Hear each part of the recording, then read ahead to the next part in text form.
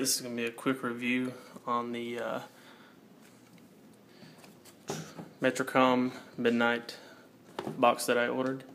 This is the box it comes in. Running the Android Jelly Bean. It's pretty well packaged.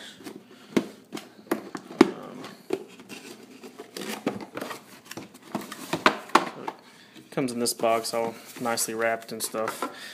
This is the remote it comes with. Pretty simple. On the back side it has a nice keyboard. It's not very great to use, but it does the job. Alright, I'll show you the startup.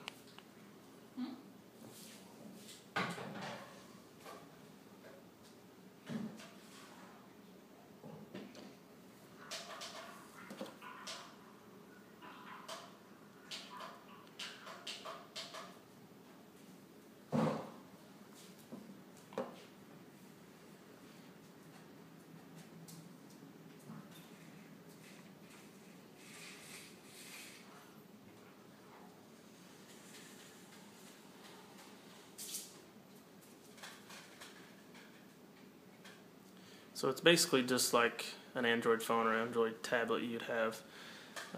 If you're familiar with how to operate those, it's pretty straightforward. From here it gives you the option to pick a 3D launcher, regular launcher, or go straight to XBMC. I'll go ahead and show you the 3D launcher real quick. I don't really like it, but it's here as an option.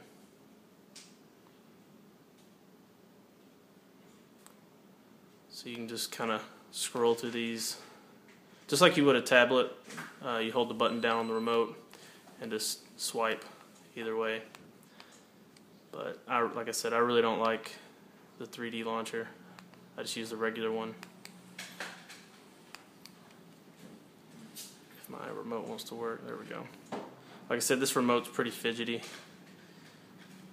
So this is the way I have mine set up. Got my shortcuts here. There's Couch Tuner, Feed Doll, Football. That cartoon app that I found today has a bunch of movies and cartoons, A&E with shows, history of shows, then your XBMC, and yeah, that's enough.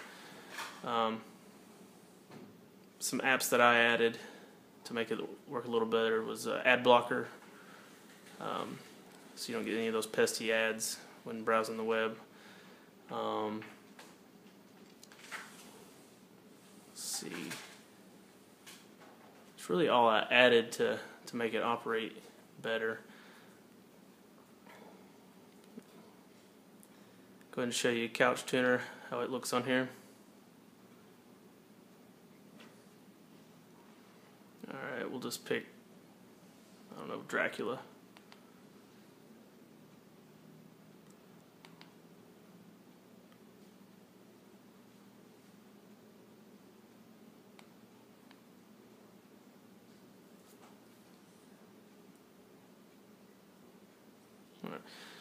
If you haven't used this website, you have like a pop-up ad over it. If you don't close it by hitting the X, you'll get a pop-up.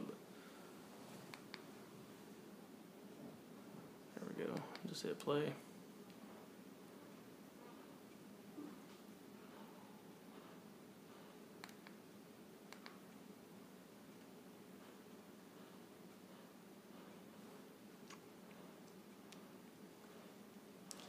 Video quality is pretty good on it. I can't really complain. You can make it full screen for your TV.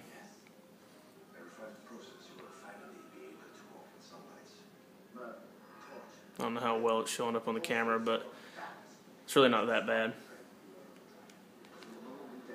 You can hit the back button, just go right back out of it.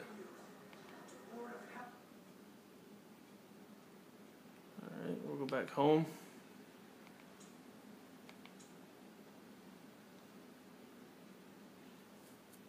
Alright, I'll go over XBMC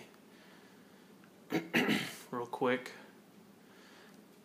So this is supposed to be a modified XBMC, but I really don't notice anything different from any other systems I have XBMC on.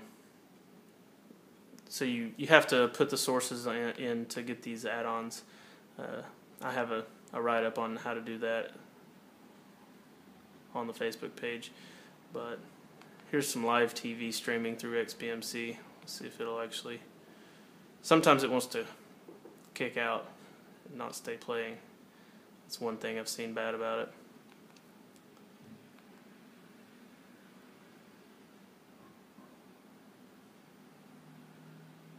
Alright, that one don't want to play. To be in the tooth fairy. Oh, please, Colin. Well, no, you never met the tooth. Yeah, you see how it backs out. And that was US TV Now. It usually works pretty well. One channel is where we watch movies from a lot. Pretty much any movie you could want would be on here. You just basically, let's say we want to watch the Avengers.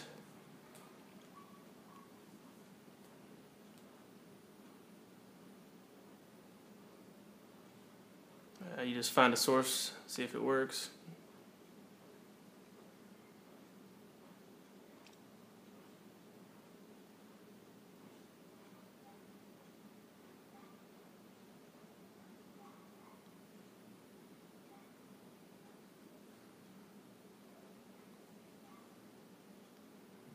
Sometimes it can take a minute.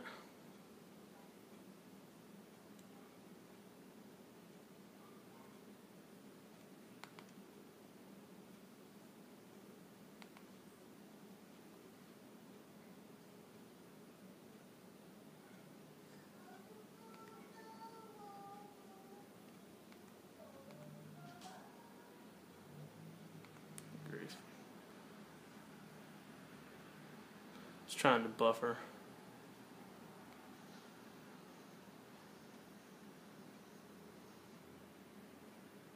Anyway, get the idea.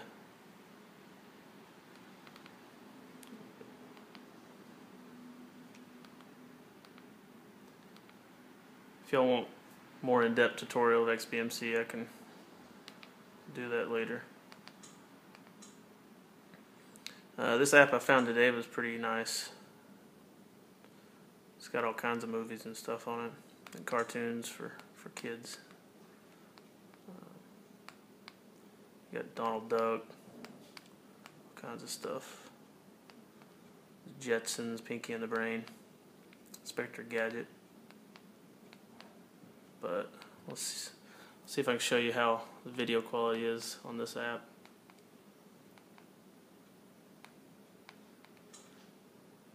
So you got regular movies too, not just cartoons. Let's check out Hancock.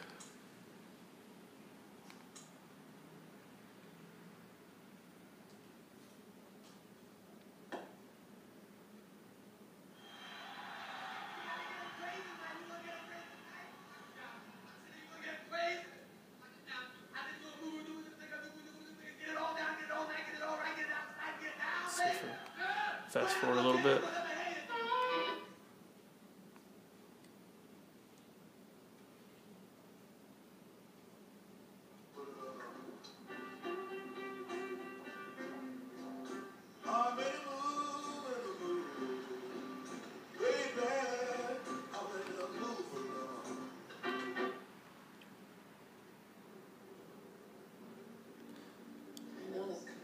So it's pretty much HD quality.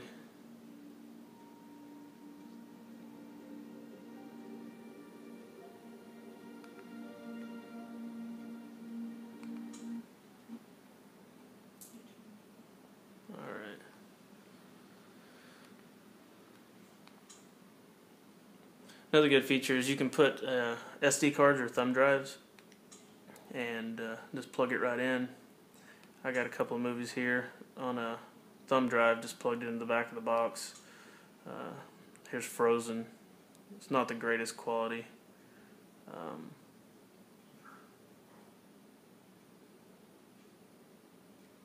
But it does play fairly easily. If there's ever any issues like the player's not working correctly or the remote's not working right.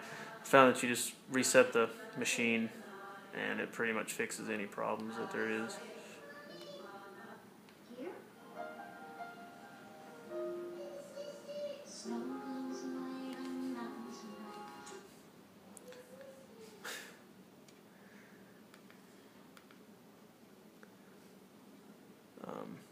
If y'all don't know, History and A&E are also really good apps to have on your device, just because there's full episodes on there.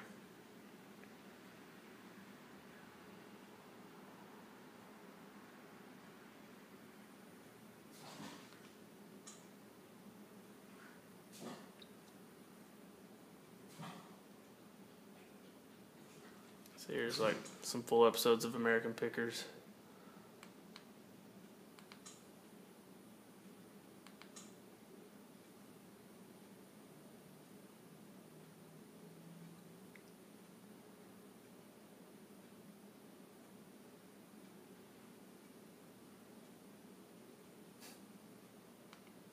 Because it might take a second.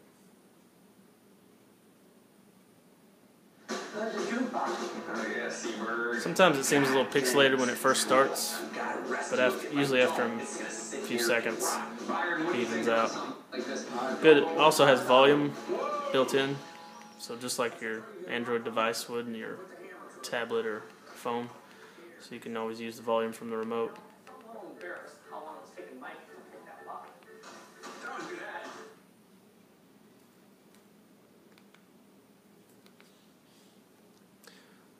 Going into the settings a little bit, it has its own, you have your normal Android settings, but it actually has its own box settings.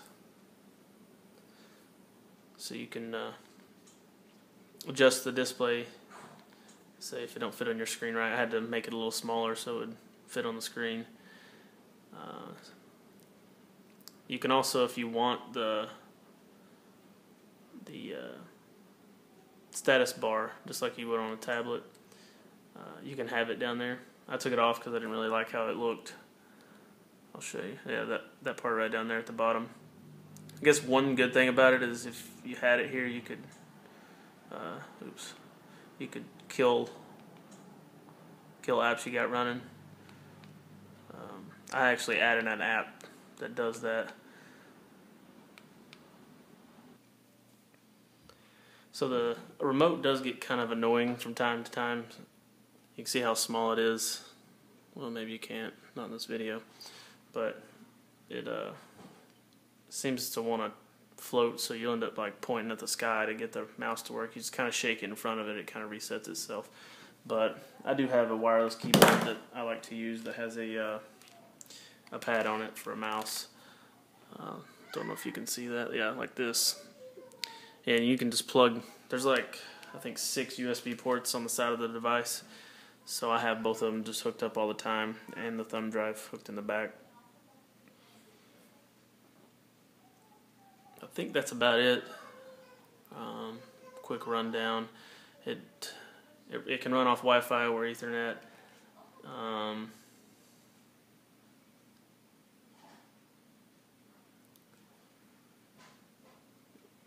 Yep. Let me know if you have any questions.